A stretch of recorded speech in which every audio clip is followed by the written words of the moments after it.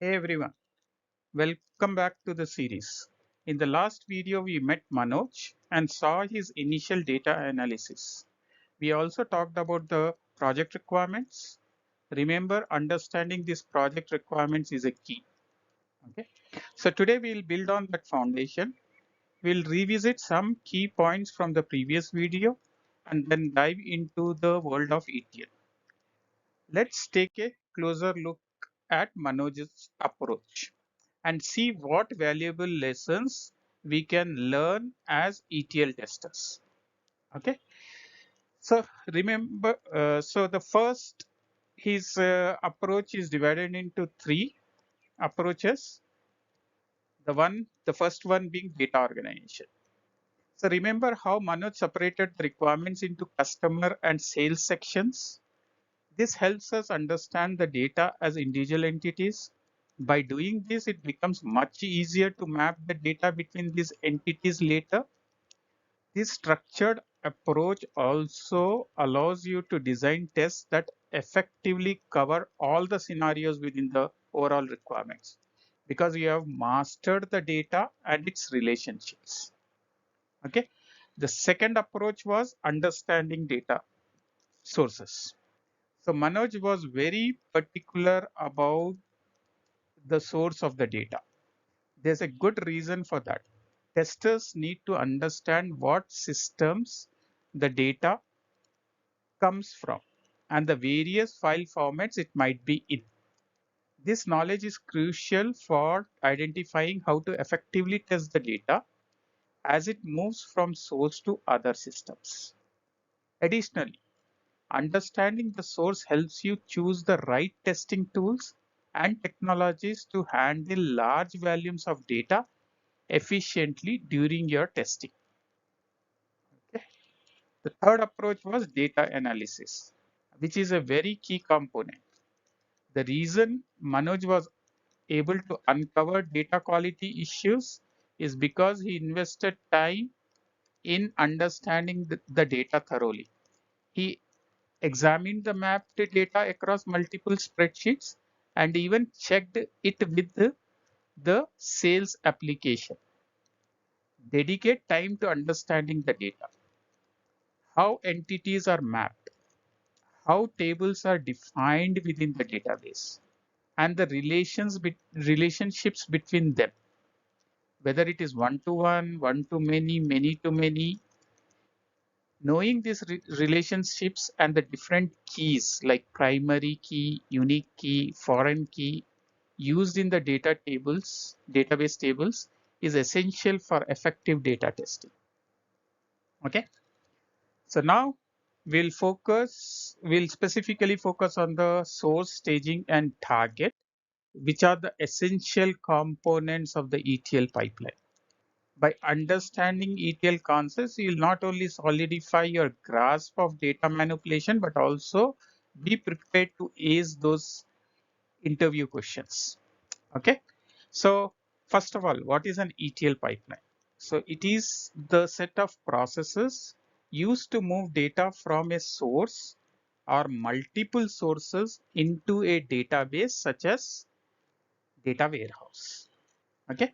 So now we'll get into the core components of ETL. So the core components of ETL are, the first one is the source. So source is where we retrieve the data we want to work with.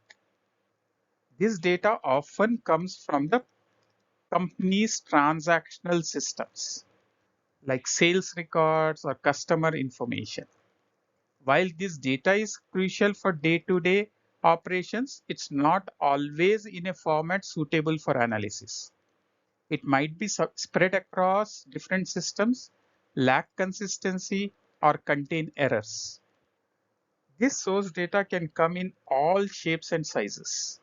We can pull information from Excel files, CSV files, even Google Sheets. These are also structured formats like JSON and XML, and of course, relational databases like Oracle, MySQL, and Postgres. In this session, we'll focus on these common structured sources only. Okay, so this is a generic about the source system. Now, coming to the next component of ETL, which is staging area.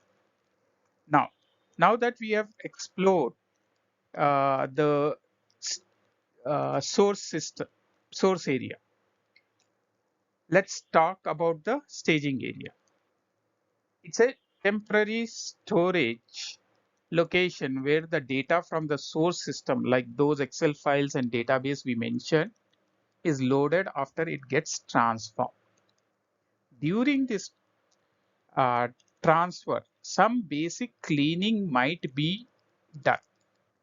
Remember Manoj's analysis from the previous video. We might use the insights he gained to identify and address any errors or inconsistencies in the data at this stage. There are actually few ways to set up a staging area. The most common approach is a single staging area where all the extracted data goes through a single temporary location. This keeps things simple and efficient. Some ETL pipelines use separate raw and transformed staging areas. This can be useful for keeping track of original data, which would go into your raw staging area, and allowing for easier reprocessing if needed. There's also the option to use a schema within an existing database on the target system itself as a staging area. So this is the third option. Okay. Now, coming back to the last component of ETL, which is the target. So we have explored the journey of data in the ETL pipeline from its source in various systems through the cleaning and transformation in the staging area, and finally arriving at its destination, and which is nothing but the target system.